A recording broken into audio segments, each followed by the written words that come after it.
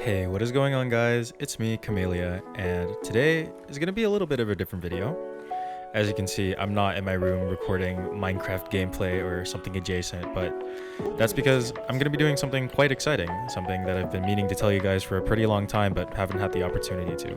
But since we're here, I can finally tell you about it. So, without further ado, let's get started. Now, how about drums? An instrument everybody loves.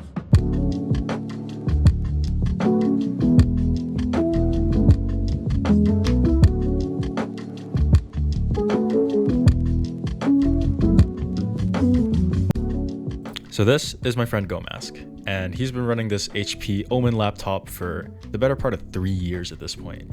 And as much as he's been happy with it initially, his performance is starting to let him down at 1440p, as the 3070 Mobile delivers...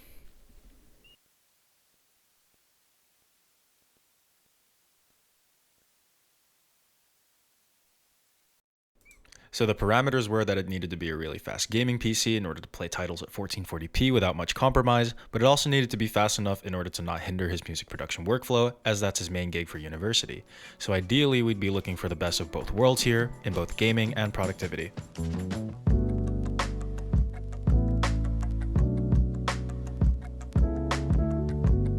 For the CPU, we have the Intel Core Ultra 7 265K, an excellent choice for both gaming and productivity, although when gaming it does lag behind concurrent AMD chips like the Ryzen 9 9900X. When it comes to sheer multi-threaded performance, you simply can't get this level of value at the price point of under $300. As for the motherboard, there isn't really much to say here. This is the Gigabyte B860 Gaming Wi-Fi 6E. It was a pretty good pick. We picked it up for $160, and it's good for a couple of reasons. For one, it's got pretty beefy VRM heatsinks and good VRMs, meaning that it should be able to handle the relatively high power draw of the Core Ultra 7. It's got enough I/O in order to support multiple peripherals and an audio interface, which is good for the music production aspect of this build. And it's got 3 NVMe slots, making it super easy to expand on bulk storage for whatever uses may see fit. RAM can be a pretty difficult situation, especially in today's market, so you really have to know where to look. And considering kits can go upwards of $400 for 32 gigabytes, managing to find one at 7200 megahertz for only $200 was a pretty good steal. Shout out to Gomask for that one though. The SSD situation isn't that complicated. We went for the Blue SN5000 2TB. Enough storage, enough speed, and TLC NAND in order to maintain those speeds reliably. Looking at the cooling solution, we've got a 360mm AIO, 120mm Asiahorse Nyotas for both case fans and AIO fans, a couple of extras to finish off this list, Arctic P14 Pros for the bottom intakes, inside of the NZXT H6 flow fish tank case, and all powered by a white Silverstone 850W PSU.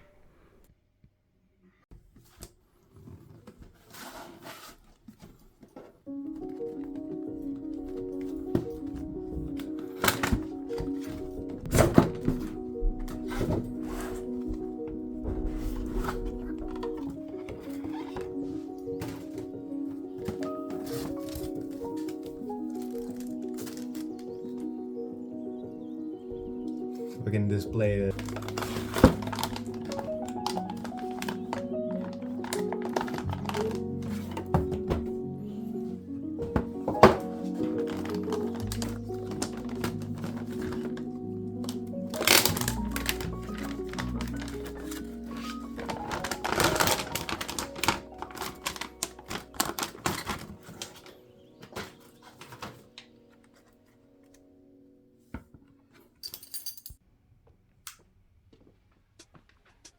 That's fire.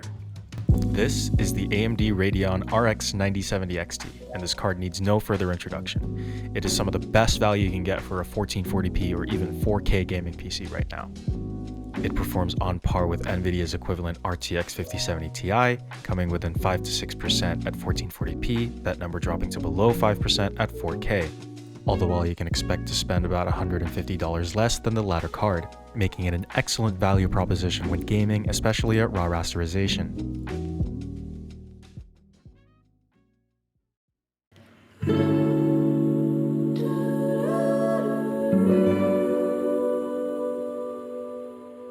Hey, what's up? It's me. I'm the guy in the gray shirt, and this is footage of me building the PC.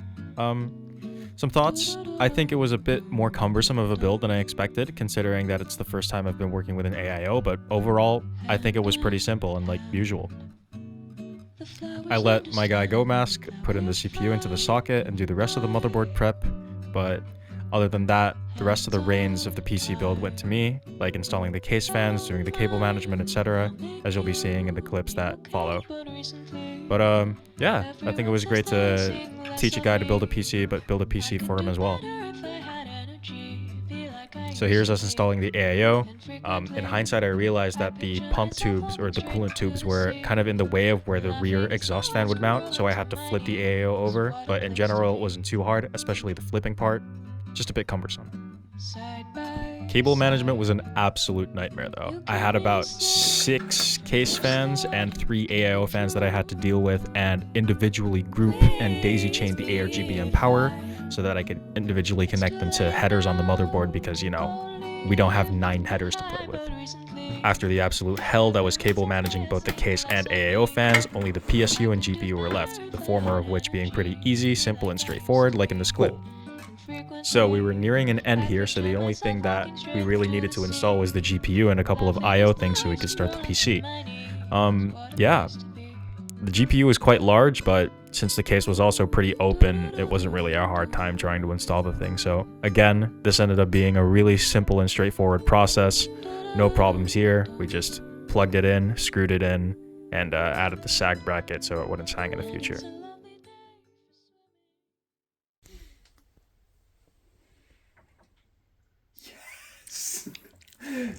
Yes, bro.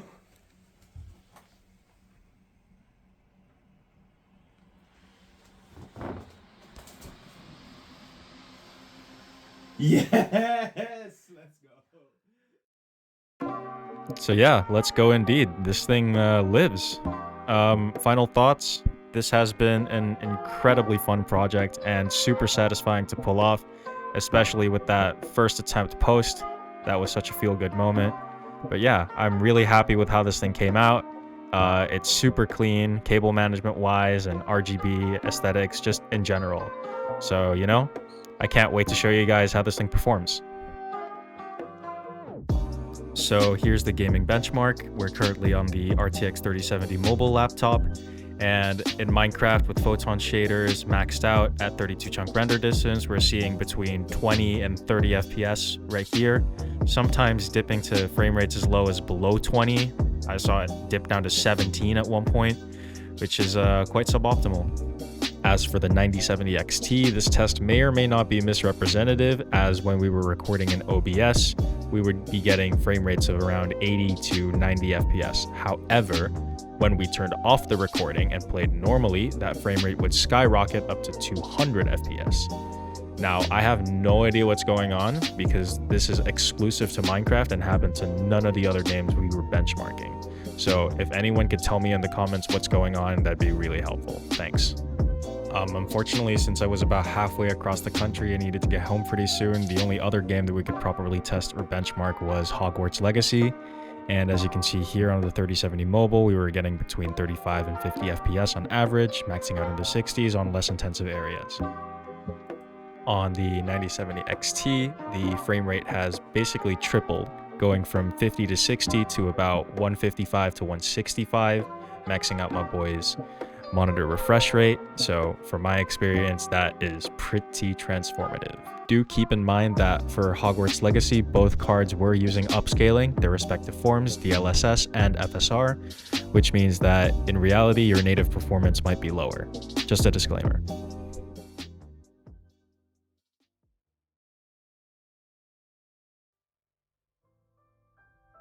And that is pretty much it. The PC build project has gone successfully. A couple thoughts I want to leave you guys on.